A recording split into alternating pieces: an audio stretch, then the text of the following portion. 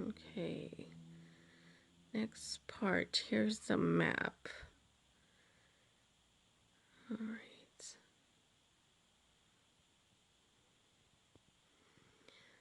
Chapter the Silk Route. During the time when Hashem, the great-grandfather of the Prophet Muhammad ﷺ, was the chief of Mecca and the custodian of the Kaaba, Meccan trade flourished in a big way.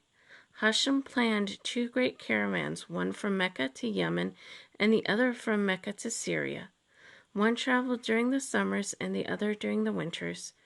This greatly improved Meccan prosperity.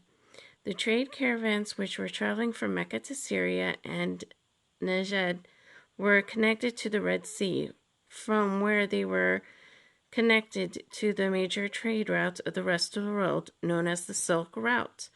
The Silk Route, or Silk Road, was a historical network interlinking several trade routes across Asia, Africa, the Mediterranean, and Europe.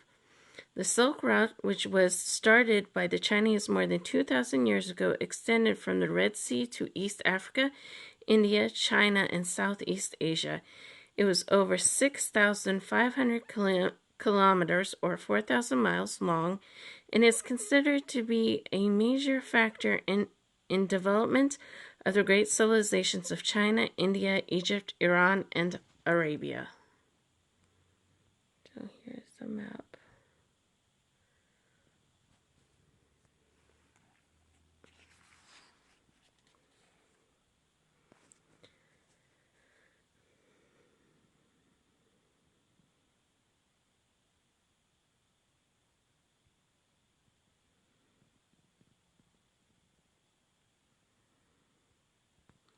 Some of the goods traded in those trade caravans were silk fabrics, musk, perfumes, spices, medicines, jewels, glassware, ivory, textiles, gold, silver, precious stones, etc. Due to the caravan going from Mecca to Yemen and Syria and from there to other parts of the world, Meccan trade was given a boost, and Mecca became the trade center for the whole of Arabia. Caravans started coming from many countries, and goods were exported and imported in big convoys. This gave rise to development of markets all around Mecca to deal with the growing business in the region.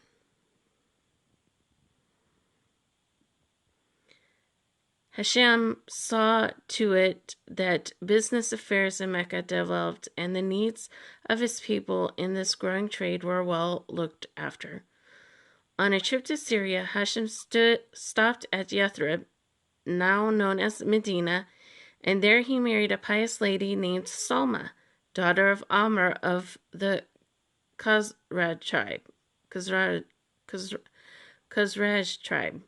She lived with Hashem at Mecca and later returned to Yathrib, where she gave birth to their son, named Sheba.